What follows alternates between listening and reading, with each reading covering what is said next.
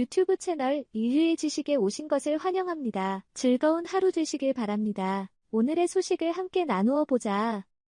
이스라엘 특수부대가 북한을 침입했습니다. 목표는 김정은 위원장 폭발을 통해 암살 시도를 한 정황이 드러났는데요. 최고 존엄의 암살 시도에 당황한 북한은 몸을 낮추며 평정을 잃지 않으려는 모습을 보였다고 합니다. 속수무책으로 이스라엘에게 당한 북한의 모습에 대해 지금부터 자세하게 설명해 드리겠습니다. 북한의 방사포 도발. 올해 들어 전 세계를 상대로 자주 도발을 감행한 북한은 서해상으로 방사포 도발을 쏜 곳에 이어 11일 오전에도 발사한 흔적을 확인. 저강도 도발을 지속적으로 단행한 것이 드러났습니다. 보통 이렇게 발사가 이어진 이후 북한 매체는 김정은 위원장의 영도력에 대한 칭찬과 한국, 미국에 대한 도발을 방송을 통해 드러내는 것이 일반적. 그러나 이번에는 다른 때와는 사뭇 다른 흔적이 관찰되었습니다. 이번 도발에 대해 보도를 자제하는 것은 물론이고 김정은 위원장의 모습이 북한 언론에서 나오지 않은 것입니다. 시차를 통해 평양 주변 건물을 돌았다는 내용은 나왔지만 영상을 통해 그의 모습은 나타나지 않은 것이죠. 알고 보니 그가 영상에서 모습을 감춘 이유가 드러났습니다. 바로 그가 평양 강변을 순시하기 위해 이동하던 중 차량 폭파 사고에 휘말려 모습을 감춘 것이라는 소식이 들려온 것입니다. 갑작스러운 폭파 소식은 북한 전체를 전율하게 만들었다고 하는데요. 이제까지 최고 존엄을 향한 많은 암살 시도가 있었지만 대놓고 차량 폭파를 유도해 저격한 일은 드물었기 때문입니다. 북한 소식통에 따르면 김정은이 직접 탄 차가 복받은 것이 아니라 도미 차량이 폭발에 휘말렸고 김정은은 급하게 몸을 피했다고 합니다. 당초 목표였던 김정은 암살은 실패로 돌아간 것이죠. 그러나 이 타격은 기고만장했던 김정은 체제의 북한에 긴장시키기에 충분했습니다. 언론 매체를 통해 자신의 건재함을 자랑하고 국제사회에 북한의 존재감을 쉴 새 없이 드러내던 그로서는 당혹스러운 일이 아닐 수 없는데요. 북한 내부에서는 대체 누가 이런 짓을 저질렀는지 강도 높은 조사에 들어갔다고 합니다. 차량 하나가 완전히 반파되었고 안에 탑승해 있던 북한 경호 인력은 병원으로 이송되었지만 목숨을 잃었다고 하는데요. 수법이나 방식이 일반인의 공격으로 보기 어려운 정교한 방법이라고 합니다. 과거 용천역에서 김정일 암살을 위해 사용했던 폭약처럼 비슷한 폭발력을 내보였다는 분석과 함께 북한 정보망을 가동, 북한 경계 주변에 이상한 흔적이 있었는지 파악하기 위해 북한을 발빠르게 움직였다고 합니다. 놀랍게도 북한에서는 주범이 추측해낼 수 있었다고 하는데요. 바로 해외 공작원의 존재를 감지했다고 합니다. 압록강 주변 주민들에게 탐문을 한 결과 외국인 무리들이 조용히 외부에서 잠입한 흔적을 볼 수 있었다고 하는데요. 남포시 인근 야산에서 한 무리의 외국인을 봤다는 증언과 함께 중국에서도 흔히 볼 수 없는 외국인 1급에서 10명이 압록강 주변에서 소송거리고 있었다는 것을 증언한 이들이 있었죠. 이들은 중국 북한 경계망이 허술한 틈을 타고 북한으로 잠입 이후 평양까지 들어왔고 김정은 암살을 위한 폭파까지 계획한 곳입니다. 침입 경로와 방법에 대해서는 밝혀낼 수 있었으나 가장 중요한 곳은 이들의 정체였죠. 북한이 제일 먼저 의심했던 것은 미국 정보국이었다고 합니다. CIA 공작원이 직접적으로 김정은을 공격한 것이라고 판단한 것인데요. 그러나 직접적인 암살은 현재 미국 정보국이 시도하는 방법이 아닙니다. 또한 러시아의 정보력을 쏟고 있는 미국이 시도하기에는 부적절한 수단이었죠. 해답이 준 것은 중국의 정보당국인 중화인민공화국 국가안전부였습니다. 이들은 이스라엘 특수부대 소속 공작원이 북한으로 침입한 것으로 보인다며 북한에게 그들을 조심할 것을 당부했다고 하는데요.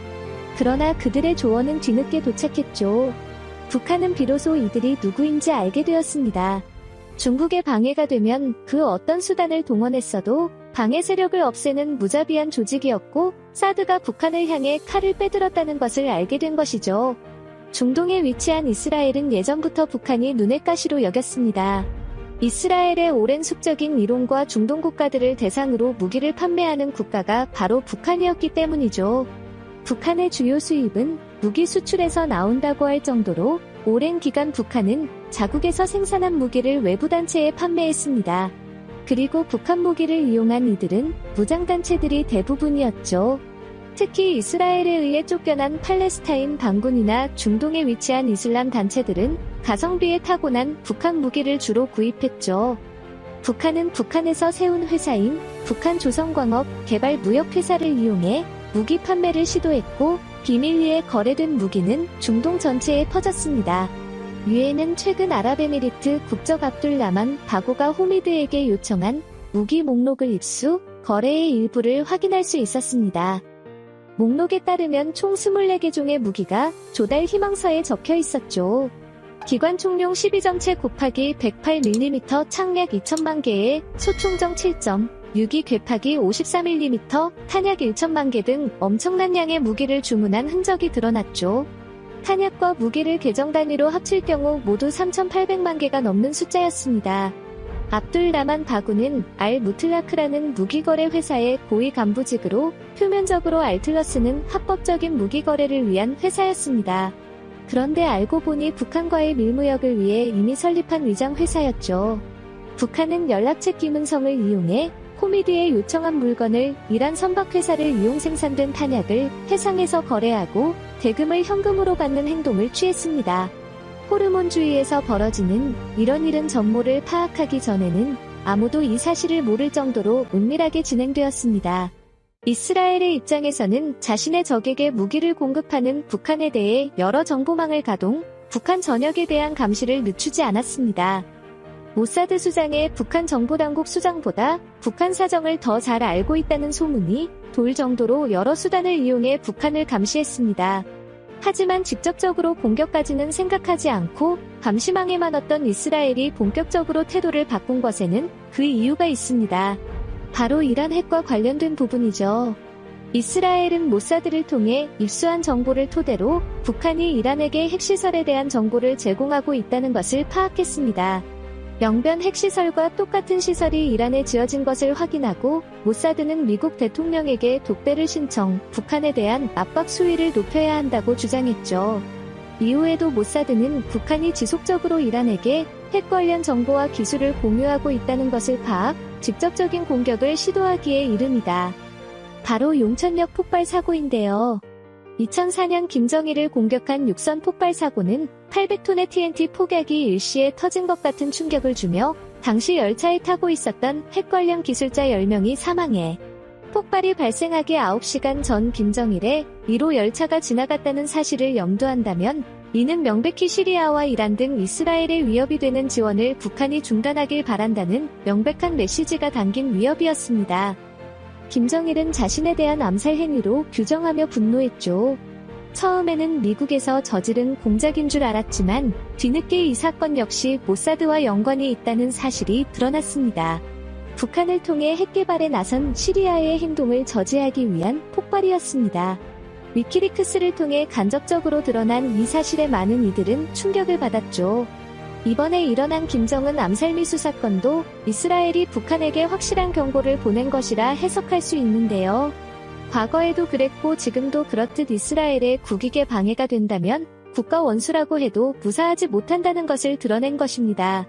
미국과 이란 사이에 핵합의가 진행되면서 모사드는 성가실 정도로 이란 핵과학자를 암살하는 모습에 노출시키며 위협했습니다. 비밀리에 압력하던 모사드의 행동 원리와 반대되는 모습이 많이 보였는데요. 이스라엘을 위협하면 죽을 수 있다는 위협을 과시하면서 어떻게든 이란이 핵을 가질 수 없게 방해한 것이죠. 이런 정보부 역시 모사드의 행동이 선을 넘었다고 말하며 이들이 이란인 핵과학자들을 독살하려는 증거를 확보했다고 말했는데요. 이스라엘은 이러한 주장에 어떠한 답을 하지 않았습니다. 최고 존엄이 공격받은 북한도 이스라엘에 대한 분노를 터뜨리며 이스라엘 공격까지 검토하는 상황이라고 하는데요.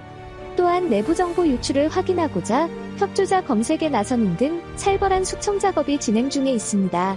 김정은이 이동하는 동선을 미리 파악할 수 있었던 것은 내부 협조자가 있었기 때문에 가능한 일이라고 본 것이죠. 실제로 모사드는 공작위를 펼치기 전 내부 협조자로 확보에 철저한 준비를 거쳐 암살하는 것이 기본입니다. 북한에서 내부 협조자 색출에 열을 올리는 것은 어쩌면 당연한 일일 수 있죠. 뿐만 아니라 북한은 이스라엘에 대한 보복에 나섰는데요. 사이버 공격을 감행한 것으로 분석됩니다. 최근 북한 해킹단체 라자루스가 이스라엘 조직을 노리고 사이버 공격을 감행한 흔적이 발견되었는데요. 이스라엘 보안 업체인 클리어 스카이는 북한 해커의 코딩은을 발견했고 전방위적인 기술 탈취 흔적이 보인다며 전보다 거센 공격에 당황할 수밖에 없었다고 합니다. 날선 공방전이 북한과 이스라엘 사이에서 오가는 성과 북한은 어떻게든 종전에서에서 앞서려고 하지만 이스라엘의 정보전을 이기지 못하는 데 보이는데요. 과연 북한은 앞으로 어떤 제스처를 취할지 기대가 됩니다. 시청해주셔서 감사합니다.